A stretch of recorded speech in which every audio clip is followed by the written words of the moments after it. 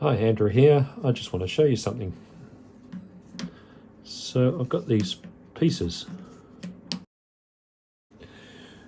They join together via a peg that goes in a hole, and that is so we have this motion.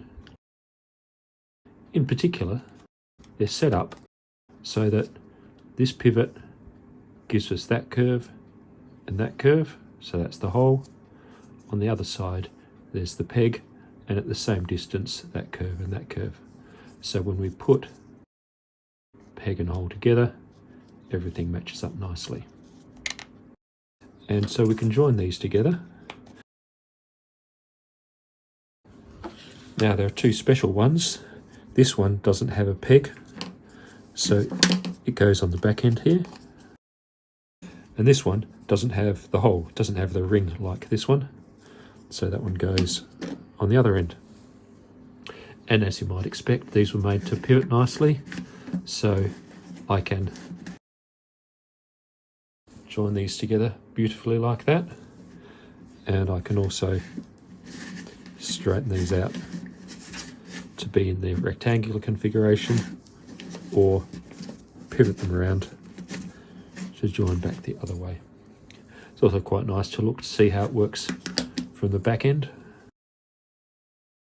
You can see there's the spine of these shapes, hexagon shapes. As it goes around and joins together, they will help it all lock together. So this is my new model. The Lune decomposition of the circle is now a physical thing. So this was it. This is my new 3D printed model of the Lune construction. I like it so much because it's a nice representation of the original Lune construction, but the mechanism, totally made out of the 3D printed plastic. All the joints are made out of laser sintered plastic. It just makes it a very satisfying model. So I'm really stoked to have this.